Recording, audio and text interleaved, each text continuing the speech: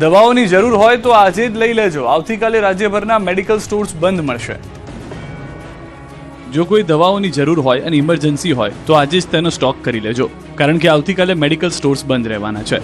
ગેરકાયદે ઈ ફાર્મસી, ભારે ડિસ્કાઉન્ટ અને પ્રિસ્ક્રિપ્શન વિના થતા ઓનલાઈન દવાઓના વેચાણ સામે ગુજરાતના 35,000 કેમિસ્ટ અને દેશભરના 12 લાખથી પણ વધુ વેપારીઓ આવતીકાલે રાજ્યવ્યાપી હડતાલ પર ઉતરશે. ઓનલાઈન ફાર્મસીના કારણે નાના કેમિસ્ટના ધંધાને મોટો ફટકો પડી રહ્યો છે, જેને પગલે કેમિસ્ટ એસોસિએશને સરકાર સામે સવાલો ઉઠાવ્યા છે. આ સાથે જ ઓનલાઈન માધ્યમથી થતા ડુપ્લિકેટ અને સ્પુરિયસ દવાઓના વેપાર મુદ્દે એસોસિએશને લોકોના સ્વાસ્થ્યની સુરક્ષાને લઈ ચિંતા વ્યક્ત કરી. સાથે જ સરકાર પાસે કડક કાર્યવાહી અને ઓનલાઈન દવા વેચાણની નીતિમાં બદલાવ લાવવાની માંગ કરી.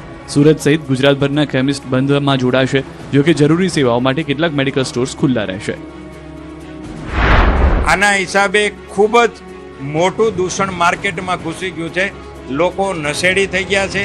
જે દવા ફાર્માસિસ્ટના અંડર ઓબ્ઝર્વેશનમાં અને ડૉક્ટરના માધ્યમથી જે લોકોને પ્રોવાઈડ થવી જોઈએ એ થતી નથી. એમાં જે એને કોલ્ડ સ્ટોરેજમાં રાખવાની હોય એવી મેડિસિન હોય કે એનો ડોઝ કેવો હોય, એની ઇફેક્ટ કેવી હોય, એની એડવર્ડ ઇફેક્ટ કેવી હોય, એનું કોઈ પાલન થતું નથી. જેના હિસાબે ઓનલાઈન ફાર્મસી દ્વારા આવી દવાનું વેચાણ થાય છે.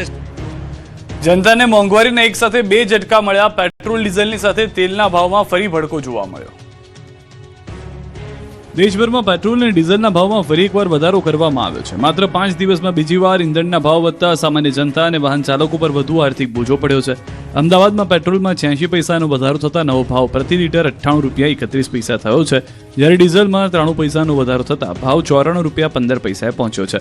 તો સુરતમાં પેટ્રોલનો ભાવ 98 રૂપિયા 36 પૈસા અને ડીઝલનો ભાવ 94 રૂપિયા 22 પૈસા થયો છે.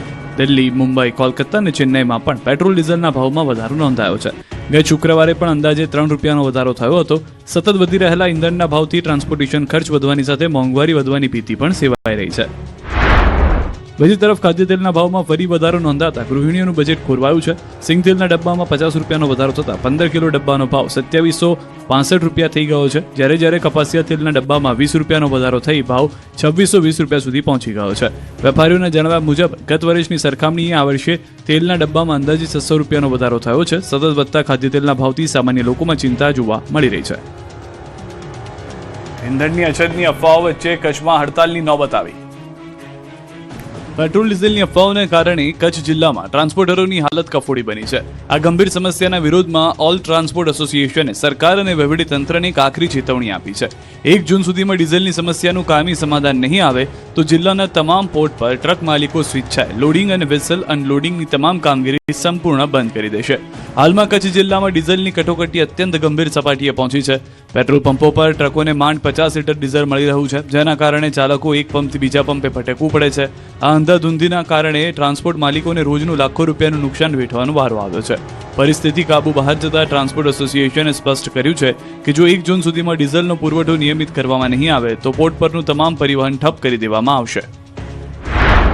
તમામ એસોસિએશનો સાથે મળી ચેમ્બર ઓફ કોમર્સ ગાંધીધામની આગેવાની હેઠળ અમે લોકોએ એવું નક્કી કર્યું છે કે જો કંપનીઓ, ઓઇલ કંપનીઓ પૂરો ડીઝલ સપ્લાય ન આપી શકવાની હોય તો અમે લોકો સ્વૈચ્છિક અમારા વાહનો, મશીનરી બધું અમે 1 તારીખથી ઊભું રાખવાનું નક્કી કરેલ છે. કોડીનારમાં ડીઝલ અછતના કારણે માર્કેટયાર્ડ બંધ હોવાની અફવા વહેતી થતા હોબાળો મચી ગયો. એવા સમાચાર વહેતા થયા કે ડીઝલની અછતના કારણે કોડીનાર માર્કેટયાર્ડને અનિશ્ચિત સમય માટે બંધ કરી દેવાયું છે. જાણ કરતા લેટરમાં પણ એવું લખાયેલું હતું કે ડીઝલની અછતના કારણે તમામ પ્રકારની જણસીઓની આવક સદંતર બંધ કરવામાં આવેલ છે.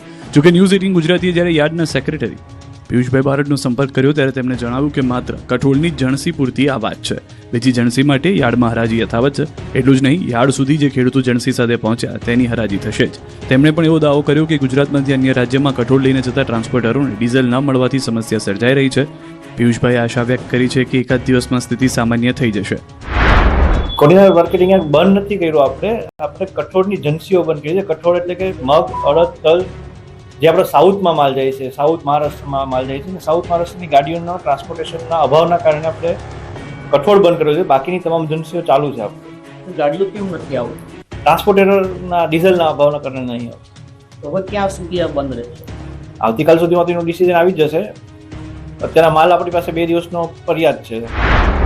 યાર્ડમાં હરાજી બંધ કરાતા ખેડૂતોમાં ભારે આક્રોશ છે. 3 દિવસે વારો આવતો હોવાનો, પૂરતા ભાવ ન મળતો હોવાનો પણ ખેડૂતોએ આક્ષેપ કર્યો છે. પરિસ્થિતિ તો બહુ વિકરી પરિસ્થિતિ છે ખેડૂતોની તો. પૂરતા પ્રમાણમાં ભાવ છે નહીં, બરોબર. અને આ પ્રમ દિવસથી અમે અહીંયા નાખ્યા છે મગ. પછી આગળી સેટ વારે આવ્યા, કોઈ હરાજીમાં કોઈ 2-5 વેપારીઓ આવ્યા. એકદમ ખેડૂત બિચારા મૂંઝાઈ જાય, કારણ કે અત્યારે ખેડૂતને પૈસાની ખાસ જરૂર હોય તો એ હાટું થઈને તો યાર્ડમાં માલ લઈને આવે. આજે યાર્ડ બંધ થઈ જાય તો ખેડૂતની પરિસ્થિતિ એકદમ અત્યારે ડીઝલની ને આ તેને મળતું નથી. ખેડૂત કઈ રીતના વહીવટ કરી શકે? ખેતરની અંદર મજૂરના પૈસા આપવા ના હોય. અમૂલ ડેરીએ પશુપાલકોને આપી છે મુઠ્ઠી ભેટ.